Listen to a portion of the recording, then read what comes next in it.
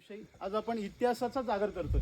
व्याख्यान सांगण्यासाठी किंवा राजांचं उंची मोजण्या इतका मी मोठा नाही आहे, कारण आपण पाहिलं असेल राजांबद्दल हजारो पुस्तकं आज मार्केटमध्ये आहेत, पण असा इतिहासकार नाही आहे, असा तत्त्वज्ञकार नाही आहे की ज्यांनी शिवाजी राजांचं उंची, त्यांच्या कर्तृत्वाचा आकार त्यांनी कुठल्या पुस्तकामध्ये बंदिस्त केला असेल आणि हीच शिवाजी राजांची खरी पोच पावते आणि त्यांचा इतिहासाचा जागर आपण इथे करतोय. खरं तर तेजस्वीला पराक्रमाचा चंद्र वंदितो नभी, महाराष्ट्राच्या क्षितिजावरनं तीच उमटली छबी. चंद्र बोलतो दिव्य घडवण्या, आम्हा शुभाशीष द्यावे. सूर्य बोलतो कले कलेने, आम्हा स्वराज्य हे वर्धावे. या स्वराज्याचं धगधगतं अंगात ज्या मातीमध्ये उभं राहिलं त्या किल्ले माहुलीच्या चरणी सर्वजण नतमस्तक होऊयात. खरं तर शंभू महादेवाच्या चरणी नतमस्तक होऊयात. याच शंभू महादेवाला साक्षी म्हणून माझ्या शिवाजी राजानं 15 एप्रिल 1645च्या दिवशी त्या शंभू महादेवाच्या समोर आपल्या साथीदारांसह एक शपथ घेतली आणि ती शपथ अवघ्या विश्वामध्ये एक क्रांतिकारक शपथ म्हणून ओळखली गेली. शुभाराजे सांगते झाले, हे राज्य व्हावे ही तो श्रींची इच्छा आणि ही इच्छा प्रत्येकाच्या मनगटामध्ये दौडू लागली. तीच स्वराज्याची शपथ तुमच्या आमच्या मनगटामध्ये फुलवण्याची ताकद ज्या शिवरायांनी निर्माण केली ना, त्या छत्रपतींच्या आपण मावळे आहोत. खरं तर आपण या माहुलीच्या मैदानावर बसलोय आणि माहुलीच्या मैदानामध्ये बसत असताना आपलं रक्त थंड व्हावं इतके आपण शंड नाही होत. अरे द्या अशी घोषणा की रक्ताची आग झाली पाहिजे. अरे द्या अशी घोषणा की रक्ताची आग झाली पाहिजे आणि या माहुली गडाला पुन्हा एकदा जाग आली पाहिजे, जाग आली पाहिजे. आणि या प्रतिष्ठानचा प्रत्येक मावळा वाघ झाला पाहिजे, वाघ झाला पाहिजे. शिवाजी महाराज की जय. जय भवानी, जय शिवाजी, जय भवानी, जय शिवाजी. हर हर महादेव, हर हर महादेव, हर हर महादेव. खरं तर उपस्थित सर्व शिलेदारांच्या चरणी नतमस्तक होतो. शंभुदुर्ग प्रतिष्ठानची सर्व कमिटी असेल, प्रत्येकाच्या चरणी नतमस्तक होतो. कारण नतमस्तक व्हावं इतकी आपली पवित्र ही पावले आहेत. कारण हे सौभाग्य प्रत्येकाच्या वाट्याला येत नाहीत. देश आणि धर्मासाठीचं जे कार्य आपण हाती घेतलंय, या कार्यासाठी आपल्याला नक्कीच शंभूराज असतील, नक्कीच जगदंबा आपल्याला यश देईलच यात शंका नसावी. कृष्णाय वासुदेवाय हरे परमात्मने प्रणता क्लेशनाशाय गोविंदाय नमो नमः. अखंड विश्वाचे सारथ्य करणारे भगवान श्रीकृष्ण, 64 कला 14 विद्यांचा अधिपती विघ्नहर्ता गणराया, आदिशक्ती तुळजाभवानी पांडुरंग परमात्मा आणि शंभू महादेवाच्या चरणी नतमस्तक होऊयात. खऱ्या अर्थानं ज्या माऊलीच्या ध्येयातून या स्वराज्याचं सुंदर स्वप्न निर्माण झालं, त्या स्वराज्य जननी राष्ट्रमाता राजमाता जिजाऊ यांच्या चरणी नतमस्तक होऊयात. अखंड हिंदुस्थानाचं आराध्य दैवत आणि असं म्हटलं जातं की ज्या व्यक्तिमत्वानं हिमालयाची उत्तुंगता, सागराची अथांगता, चंद्राची शीतलता आणि सूर्याची प्रखरता देखील ज्या व्यक्तिमत्वासमोर फिकी पडावी, असं एक व्यक्तिमत्व या मातीत निर्माण होतं. ते या नाव अखंड हिंदुस्थानाचं आराध्य दैवत, सज्जनांचं कैवारी दुर्जनांचं कर्दनकाल राजा शिवछत्रपती यांच्या चरणी नतमस्तक होऊयात. आणि ज्या युवराजानं रक्ताच्या थेंबाथेंबानं 39 दिवस मृत्यूची झुंज दिली आणि हा भगवा तुम्हा आम्हांच्या शिरावर जिवंत ठेवला, त्या शंभू राजांच्या चरणी नतमस्तक होऊयात. सर्व 18 पगड जातीतील मावळ्यांच्या चरणी नतमस्तक होऊयात. भारत मातेच्या चरणी नतमस्तक होऊयात. तुम्हा सर्वांच्या चरणी नतमस्तक होतो आणि आपण या इतिहासाकडे जातोय. खऱ्या अर्थानं 6 जून 1674चा तो दिवस आणि जगाच्या इतिहासामधला क्रांतिकारक दिवस तो म्हणावा लागेल. रायगडावर ज्या हिंदवी स्वराज्याची स्वप्न भंगली गेली होती, विजयनगरचं साम्राज्य ज्या अनेक कुतुबशहांनी असेल, विजयनगरच्या आदिलशहांनी असेल किंवा मुघलांनी ते विजयनगरच्या सम्राटाला जी शिक्षा दिली, जे स्वप्न हिंदवी स्वराज्याचं भंगलं गेलं होतं, ते स्वप्न 6 जून 1674 रोजी पूर्ण होणार होतं. कारण माझा राजा एक पातशहाचा मुलगा छत्रपती होणार होता. आणि त्या 32 मणाच्या सुवर्ण सिंहासनाच्या दिशेने शिवाजी राजे जात असताना बाजूला बसलेल्या मासाहेब राजांनी मासाहेबांच्या चरणावर मस्तक ठेवलं आणि त्या क्षणी मासाहेबांच्या डोळ्यांमधून अश्रूंच्या धारा वाहू लागल्या. राजांनी मासाहेबांना प्रश्न केला, मासाहेब, आजचा दिवस हा सुवर्ण दिन आहे आणि आपल्या डोळ्यांतून अश्रूंचा अभिषेक व्हावा, मासाहेब हे बरं नवं.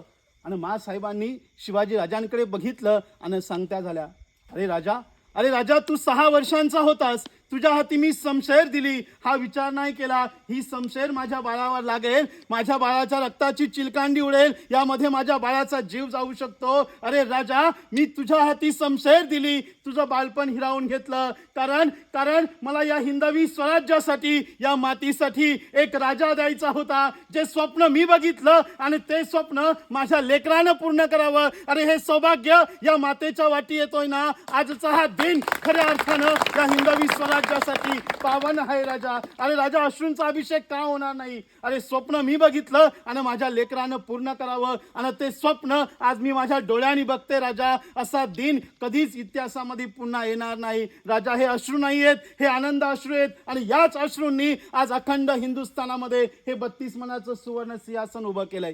राजे त्या सुवर्ण सिंहासनाच्या दिशेने जात आहेत, पण ते सुवर्ण सिंहासन असं सहज उभं राहिलं नव्हतं. पहिल्या पायरीवर राजांनी पाऊल ठेवलं आणि राजांच्या समोर पहिलं नाव आठवलं गेलं, राजांचा लाडका मित्र तानाजी मालुसरे. खरं तर निष्ठा काय म्हणावी, कर्तव्य जबाबदारी काय म्हणावी, ती राजांनी तानाजी मालुसरेंनी दाखवून दिली. अरे आपल्या मुलाच्या लग्नाचं आवाहन घेऊन एके दिवशी तानाजी रायबाला घेऊन राजगडावर येत आहेत. राजगडावर राजसदरेवर मासाहेब आणि शिवबा एका चर्चेमध्ये मग्न आहेत, पण राजांच्या चेहऱ्यावर चिंता आहे, जिजामातांच्या चेहऱ्यावर चिंता आहेत. तानाजी मालुसरे आतमध्ये येत आहेत, राजांचं लक्ष तानाजीवर जात आहेत. चर्चा थांबली जाते. राजा तानाजीला विचारतायत, तानाजीराव अहो या ना, कधी आलात, बोलला नाहीत. तानाजीराव म्हणतायत, राजा बाकीचं जाऊ द्या, पण तुमच्या चेहऱ्यावर चिंता कसली, मासाहेबांच्या चेहऱ्यावर चिंता कसली. आणि राजा मासाहेब सांगता झाल्या, अरे तानाजी, तो समोर असलेला कोंढा नाना, त्यावर हिरवं पच्छम आहे ना, ते आम्हाला सहन होत नाही. अरे कोंढाणा म्हणजे स्वराज्याचा प्राण, कोंढाणा म्हणजे स्वराज्याचा तिसरा डोळा, आणि तो दुश्मनाच्या हातात असावं हे मला सहन होत नाही. तो कोंढाणा मला हवाय. त्या क्षणी तानाजींनी काय करावं, हातातील पत्रिका फेकून द्याव्यात आणि राजांना सांगते हवं, राज आधी लगीन कोंढाण्याचं आणि मग माझ्या रायबाचं.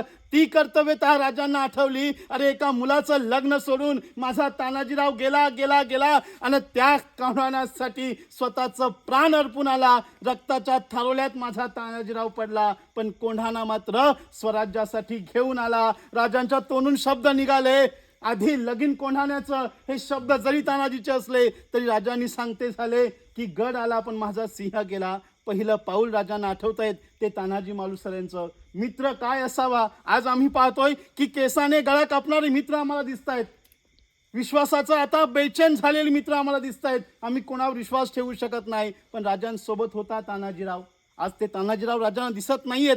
राजे बेचैन होत आहेत. पुढचं पाऊल टाकलं जात आहे आणि राजांना दुसरं नाव आठवतंय, शिवाकाशीत. पन्हाळगडावर 6 महिने राजे त्या पन्हाळगडावर राजे अडकलेत. सिद्धी जोहरचं प्रचंड मोठं वेढा त्या पन्हाळगडाला पडलेला आहे. राजांनी काय करावं. हिंदवी स्वराज्याचा सूर्य जणू त्या पन्हाळगडामध्ये अडकला गेलाय. राजांना सुचत नाहीये काय करावं. आणि एके दिवशी राजांना नामी कल्पना सुचते की आपण काय करावं. आता कोणत्याही परिस्थितीमध्ये गडावरनं गेलंच पाहिजे. आणि एके दिवशी राजांच्या समोर उभा राहतोय एका 26 वर्षाचा तरुण. नाव आहे शिवाकाशीत. तो शिवाकाशीत राजांच्या समोर उभा राहतोय आणि शिवाकाशीदाला बघून राजा पहिला प्रश्न विचारतायत, अरे शिवा, मोहिमेला जायचंय, अरे जातोस का. एक शब्द फक्त त्या शिवाकाशीदानं ऐकलं आणि सांगता झाला, राजा अहो मोहिमेला जायचंय ना. एवढंच ना. जातो ना मैं राजा, जातो. बोला राजा कुठं जायचंय. आणि राजांनी सांगितलं, अरे शिवा, त्या शिवाकाशीदाला सांगितलं, अरे शिवा, त्या सिद्धी जोहरला भेटायला जायचंय. आणि त्या क्षणी त्या शिवाकाशीदाच्या डोळ्यांमध्ये प्रचंड मोठं तेज संचारलं. जणू काही राजांना वाटलं नाही नाही हाच बनणार राजा. आणि राजांनी सांगितलं, अरे शिवा बनना की मग राजा. आणि शिवाजीने काय करावं, त्या शिवाकाशीदानं राजांचा पेहरा चढवला. डोक्यावर जिरेटोप घातला, अंगामध्ये अंगरखा घातला आणि 64 मोत्यांची कवड्यांची माल गळ्यामध्ये घातली. आणि नकलत राजांच्या डोळ्यांमधून अश्रूंच्या धारा व्हायला लागल्या. राजा त्या शिवाकाशीदाला म्हणतायत, अरे शिवा, त्या सिद्धी जोहरच्या भेटीत जातोय, पण तुला माहिती आहे अरे तुला याची बक्षिशी काय मिळेल. आणि त्या क्षणी शिवाकाशीद म्हणतोय, राजा मृत्यूच ना. अहो राजा, ज्या क्षणी मी हिंदवी स्वराज्यात दाखल झालो ना, ज्या क्षणी मी तुमच्या सोबत आलो ना, त्या क्षणी माझी माय मला म्हणाली होती, अरे शिवा, या हिंदवी स्वराज्यासाठी, या शिवाजी राजासाठी कधी प्राणाची आहुती द्यावीच लागली ना शिवा, तर मागे वळून बघू नकोस, मृत्यूला मिठी मार. आणि राजा, तो स्वप्न आज पूर्ण होत आहे राजा. पण आज मी राजा खुश आहे यासाठी, कारण मी मरतोय शिवाकाशीत म्हणून नव्हे राजा, मी मरतोय शिवाजी राजा म्हणून.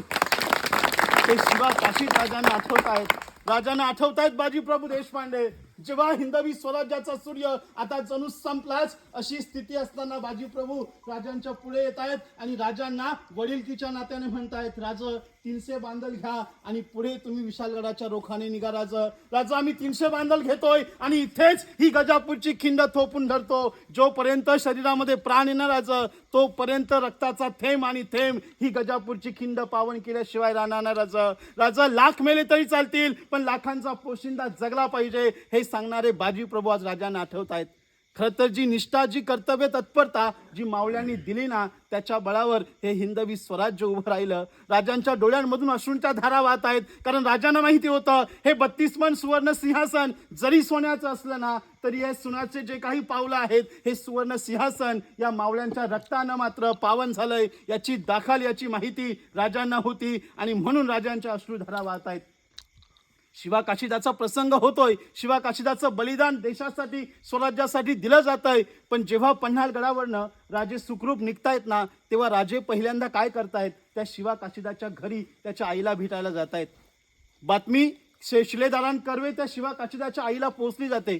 त्या म्हातारी आईनं काय करावं, जेव्हा तिला समजतंय की स्वराज्याचा छत्रपती माझ्या दारात येतोय तेव्हा त्या माऊलीनं राजांना आरती करावी आणि एक गुळाचा ढेप राजांच्या मुखात टाकावा. राजांना समजत नाहीये, अरे ज्या माऊलीचा पुत्र या स्वराज्यासाठी पावन झालाय ती माती, ती आई आज मला गुळाचा खडा करते. राजा म्हणतायत, मासाहेब असं करू नका, आपला शिवा नाही राहिला. आणि त्या क्षणी त्या माऊलीच्या नेत्रांमधून अश्रूंच्या धारा व्हायला लागतायत.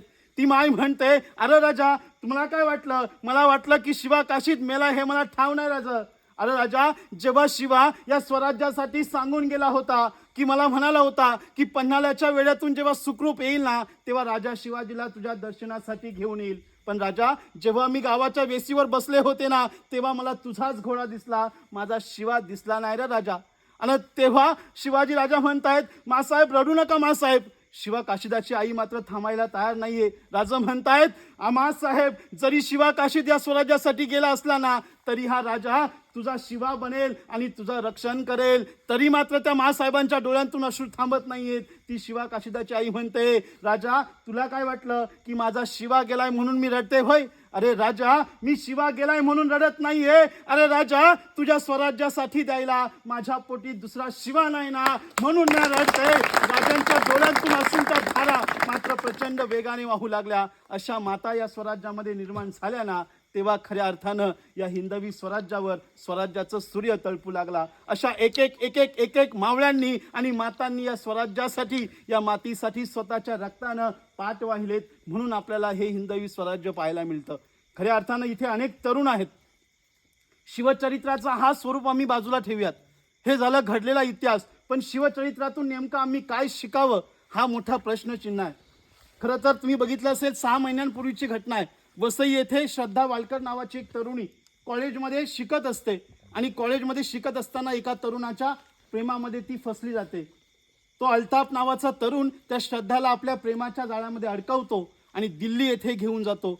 लग्न केलं जातं पण काहीच दिवसानंतर दोघांमध्ये भांडणं होतात आणि त्या अल्ताफने काय करावं, त्या श्रद्धाचे 24 तुकडे करावे, फ्रीजमध्ये ठेवावे आणि दिल्लीसारख्या देशाच्या राजधानीच्या ठिकाणी एक रस्त्याच्या ठिकाणी फेकून द्यावेत. याला नाव दिलं जातं लव जिहाद. आज आपल्या हिंदू धर्माला लागलेलं सर्वात मोठं ग्रहण जर असेल ना तर ते लव जिहादच आहे. यांसारखी अनेक संकट आज आपल्या हिंदुस्थानावर मात्र मातमासारखी पछळत आहेत. त्यांना जर थांबवायचं असेल ना तर आपल्यासमोर एकच ऑप्शन आहे, ते म्हणजे छत्रपती शिवाजी राजांचे विचार. खरं तर घडलेला इतिहास इतका प्रचंड आपल्यासाठी प्रेरणादायी आहे की शिवाजी राजांचा एक विचार देखील मोठा आहे, पण शिवाजी राजांचं वैयक्तिक आयुष्य देखील तितकंच आपल्यासाठी प्रेरणादायी आहे. बघा, अफजल खानासारखं संकट स्वराज्यावर चालून येत आहे आपल्याला माहिती आहे. आपण अफजल खानाचा वध पाहिलेला आहे, ती घटना आपण वारंवार ऐकलेली आहे. पण या स्वराज्यासाठी जेव्हा एखादं प्रण हाती घेतलं जातं, देव देश धर्मासाठी लढताना जेव्हा महेशदादांनी सांगितलं की आपल्यावर केसेस लागतील, आपल्यावर अनेक संकट येतील, तेव्हा माघार घ्यायची नाही. याचं कारण काय? बघ, घटना सांगतोय, अफजल खान 40,000चं सैन्य घेऊन स्वराज्यावर येतोय. राजांचं वय या समयी आहे फक्त 29 वर्ष. आज आपण देखील 29 वर्षांचे तरुण आहोत. पण आपल्यावर जेव्हा 1-2 संकट येतो ना तेव्हा आपण मात्र ते सहन करू शकत नाही. आपण एकच उपाय शोधतो, आत्महत्या. आज आपण पाहतोय अनेक तरुण आत्महत्या करतायत. अफजल खानासारखं संकट स्वराज्यावर चालून येत आहे. या समयी राजांकडे आहेत फक्त सैन्य मोजून 10,000. 10,000 40,000ची बरोबरी होऊ शकत नाही. राजांचे अनेक सरदार राजांना सांगतायत, राजा आपण सलूक करूयात, पण राजा मात्र तयार होत नाहीयेत. अवघ्या स्वराज्यामध्ये प्रत्येक जनता घाबरलेली आहे. आया बहिणींची अब्रूची लूट केली जाते, पण राजे मात्र ऐकायला तयार नाहीयेत. एवढंच काय तर स्वराज्याचे अनेक सेनापती अनेक सरदार देखील राजांची साथ सोडतायत. खंडोजी खोपडे यामध्ये प्रथम होता. पण राजांनी ठरवलं नाही, या अफजल खानाला या मातीमध्ये मिळवलंच पाहिजे. पण बघा आपण म्हणतोय ना की संकटांना कसं प्रकारे फेस करावं हे मात्र आपल्या शिवराज शिकवतायत. बघा 5 सप्टेंबर 1659चा दिवस. राजे प्रतापगडावर जायला निघतायत आणि इकडे राजांची धर्मपत्नी सईबाई मृत्यूशी मात्र झुंज देते. पत्नीचं प्रेम किती असावं याचं उत्तम उदाहरण आहे. आणि राजांची सर्वात प्रिय पत्नी आहे की जिने राजांना स्वराज्याच्या प्रत्येक कार्यामध्ये खूप मोठा पाठिंबा दिलाय. राजे सईबाईला भेटायला महालामध्ये जात आहेत. सईबाई अंथरुणावर खेळलेली आहे आणि राजे ज्या क्षणी त्या महालामध्ये प्रवेश करतायत ना, सईबाई धडपडतात, उठण्याचा प्रयत्न करतायत. राजे सईबाईंना म्हणतायत, सई उठू नकोस, हा राजा तुझ्या भेटीला आलाय. अफजल खानाचं मोठं संकट स्वराज्यावर आलंय आणि तू अशी अंथरुणावर खिळून पडले, मला हे सहन होत नाहीये. अफजल खानाच्या संकटाला मी तोंड द्यावं की माझ्या धर्मपत्नीकडे बघावं. सईबाईंच्या डोळ्यांमधून अश्रू वाहू लागतायत.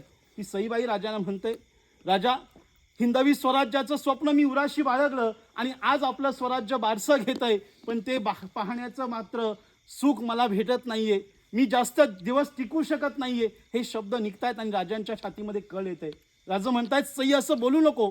सप्तपदी घेताना तू मला वचन दिलं होतं की 7 जन्म मी तुझी साथ देईल आणि आता तू मृत्यूची बात करते, असं कदापि बोलू नको. पण सई मात्र ऐकत नाहीये. सईबाई राजांना म्हणतायत, राजा मी उद्या मृत्यूशी भेटेल देखील, मला उद्या मृत्यू येईल देखील राजा, पण राजा मला भय वाटत नाही. राजा मला चिंता फक्त एकाच गोष्टीची आहे, आपला शंभू बाळ फक्त 2 वर्षांचा आहे.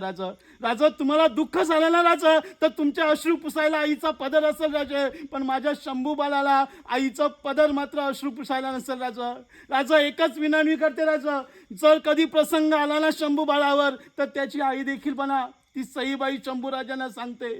राजांच्या डोळ्यांमधून अश्रूच्या धारा वाहत आहेत, पण सईबाई मात्र ऐकायला तयार नाहीये. सईबाई राजांकडे वचन मागतंय की राजा एकच मागणी मागतंय की माझ्या शंभू बाळाची आई देखील व्हाल. लक्षात घ्या, अफजल खानाचं संकट आहे आणि इकडे धर्मपत्नी अंथरुणावर खिळून पडले. राजांनी काय करावं? पण राजांनी आत्महत्येचा निर्णय नाही घेतला. याला म्हणतात मेंटली स्ट्रॉंग. आपण किती मेंटली स्ट्रॉंग असायला पाहिजे ना, याचं उत्तम उदाहरण आपल्याला शिवचरित्र शिकवतं. 5 सप्टेंबर 1659ला सईबाईचा मृत्यू होतो आणि राजा तरी देखील प्रतापगडावर अफजल खानाला भेटायला जात आहेत. धर्मपत्नीचा मृत्यू होतोय तरी देखील राजा त्या मृत्यूला अग्नी द्यायला जात नाहीत की 2 वर्षाच्या शंभू बाळाला सात्वन करायला देत नाहीत. कारण स्वराज्य प्रथम, nation first, we are last. आज आपण म्हणतो ना देव देश धर्म, तर त्यासाठी आपल्यामध्ये किती निष्ठा असायला पाहिजे ना, याचं उत्तम उदाहरण जर कुठलं असेल ना तर ते शिवचरित्र आहे. शिवचरित्र शिकवतं निष्ठा, शिवचरित्र शिकवतं कर्तव्यता, शिवचरित्र देतं आम्हाला डिसिप्लिन किती असावी याचं उत्तम उदाहरण म्हणजे शिवचरित्र आहे. राजा आग्र्याच्या भेटीला जेव्हा जात होते तेव्हा राजांच्या मनामध्ये शंका आली की इतकं अखंड हिंदुस्थान आज मी उभं केलंय, हे स्वराज्य कसं जपावं? कारण मी तर औरंगजेबाच्या भेटीला जातोय, उद्या मी येईल की नाही हे मला माहिती नाही, तो औरंगजेब मला सोडेल की नाही हे मला ठाऊक नाही, मग माझं स्वराज्य कसं जगेल? आणि एके दिवशी राजे काय करतायत, निवडक सैन्य घेतायत आणि जातायत कुठे तर लोहगडाच्या पायथ्याशी. रात्रीची वेळ आहे. राजे आपल्या निवडक सहकाऱ्यांसह त्या लोहगडाच्या पायथ्याशी जातायत. किल्लेदाराला प्रश्न विचारतायत की मी शिवाजी राजा आहे, मला संकट आलंय, मला आतमध्ये घ्या. आणि त्या किल्लेदाराने काय करावं? त्यांनी दरवाजा उघडायला पाहिजे, पण तो तसं करत नाहीये. तो राजांना प्रश्न करतोय, जर तुम्ही शिवाजी राजा आहात ना तर तुम्हाला स्वराज्याचा नियम माहिती नाही का? सूर्यास्त झाल्यानंतर गडाचा दरवाजा प्रत्यक्ष यमाला देखील उघडा होत नाही. एकदा सूर्यास्त झाला की गडाचे दरवाजे कायमची काय होतात? बंद. नंतर ती सूर्योदयानेच उघडतात. पण शिवाजीराजे म्हणतात, अरे मी राजा आहे, या हिंदवी स्वराज्याचा मालक आहे आणि मला काही संकट सांगून येतंय काय? दुश्मन माझ्या पाठीवर आहे, दरवाजा उघड नाहीतर तुझी गर्दन मारतोय. पण तो किल्लेदार ऐकायला तयार नाहीये. राजा त्याला विनवण्या करतायत, हर एक गोष्ट सांगतायत, शिक्षा सुनावतायत, पण तरी देखील तो किल्लेदार मानत नाहीये. राजे शेवटचा प्रश्न करतायत, अरे मग कोणत्या परवानगीने हा किल्ल्याचा दरवाजा उघडला जाऊ शकतो? आणि तो किल्लेदार म्हणतोय या स्वराज्यामध्ये फक्त एकच व्यक्ती आहे, ती म्हणजे जिजामाता, ज्यांच्या सहीचं चिक्क्याचं पत्र जर तुम्ही मला दिलत ना तर किल्ल्याचा दरवाजा उघडला जाऊ शकतो. राजे प्रश्न करतायत, अरे आता रात्रीची वेळ आहे, पुन्हा एकदा राजगडावर जाऊ कधी आणि त्या सहीचं पत्र आणू कधी? तोपर्यंत सूर्योदय व्हायचा. किल्लेदार म्हणतोय मग दरवाजा उघडेलच की मी. तो किल्लेदार दरवाजा उघडत नाहीयेत. राजे किल्ल्याच्या तटाला उभे आहेत, पण तरी देखील तो किल्लेदार दरवाजा उघडत नाहीयेत. राजांना पूर्ण सूर्योदयापर्यंत त्या किल्ल्याच्या तटबंदीला राहून उभं केलं जातंय. सूर्योदय होतोय, सूर्याची पहिली किरण धरती मातेला स्पर्श करतायत आणि किल्ल्याचा दरवाजा उघडला जातो. त्या किल्लेदाराला माहिती आहे आता राजा माझी गर्दन मारतील. तो किल्लेदार मान खाली घालून राजांच्या समोर उभा राहतोय. राजांनी काय करावं? त्या किल्लेदाराला मिठी मारली आणि सांगते झाले, अरे वा रे वा रे वाघा, तुझ्यासारखेच किल्लेदार, तुझ्यासारखे वाघ जोपर्यंत स्वराज्यात आहेत ना तोपर्यंत माझ्या स्वराज्याचा एक गड काय, एक मातीचा कण देखील दुश्मनाला जिंकता येऊ शकत नाही. राजांनी आपलं सोन्याचं कडं काढलं आणि त्या किल्लेदाराला दिलं. किल्लेदार किती डिसिप्लिन असायला पाहिजे याचं उत्तम उदाहरण आम्हाला शिवचरित्र शिकवतं. खरं तर महाराष्ट्राच्या इतिहासापुरतं फक्त शिवचरित्र मर्यादित नव्हतं. प्रताप गुजरांचं नाव आपण ऐकलंय. खरं तर प्रतापराव हे त्यांचं नाव नव्हतं, त्यांचं नाव होतं कुर्तोजी गुजर. पण जेव्हा मिर्झा राजाचं संकट स्वराज्यावर चालून आलं, मिर्झा राजा म्हणजेच कुणी सामान्य सरदार नव्हता. औरंगजेबाच्या भात्यातील दुधाली तलवार म्हणजेच तो मिर्झा राजा जयसिंग. मिर्झा राजा जयसिंग जेव्हा चालतो ना तेव्हा अखंड हिंदुस्थान त्याला घाबरायचा. आणि हे संकट स्वराज्यावर चालून आलं. 5 लाखाचं सैन्य घेऊन तो मिर्झा राजा जयसिंग महाराष्ट्रावर चालून येतो आणि अख्ख्या महाराष्ट्राची लय लूट केली जाते. सगळ्यांपुढे प्रश्न होता मिर्झा राजा थोपायचं कसं, परंतु त्याच्या पुढे चालत नव्हतं. राजांचं बळ मात्र कमी पडत होतं आणि एके दिवशी त्या मिर्झा राजा जयसिंगाची छावणी पडली जाते. आणि या छावणीमध्ये रात्रीची वेळ होती आणि एक मराठ्यांचा शिलेदार हाती शमशेर घेऊन, नंगी तलवार घेऊन त्या मिर्झा राजाच्या छावणीत घुसतोय आणि त्या मिर्झा राजाच्या मानेवर तलवार पकडतोय. आणि तेव्हा तो मिर्झा राजा खडबडून जागा होतोय. त्याला प्रश्न पडतोय, 5 लाखाच्या छावणीमध्ये हा जर मराठा शिलेदार येत असेल तर याचा राजा किती पराक्रमी असेल. त्या कुर्तोजीला प्रश्न केला जातो, अरे तू कोणाचा सेनानी आहे? आणि तो सांगता होतोय की मी शिवाजी राजांचा सेनानी आहे. तो मिर्झा राजांनी काय करावं? त्या कुर्तोजीचा सत्कार करावा आणि त्याला पुन्हा एकदा स्वराज्यात पाठवून द्यावं. बातमी राजांपर्यंत पोहोचली जाते की माझा एक छोटासा शिलेदार त्या मिर्झा राजा जयसिंगावर चालून जातो आणि त्याच्या मानेवर तलवार धरतो.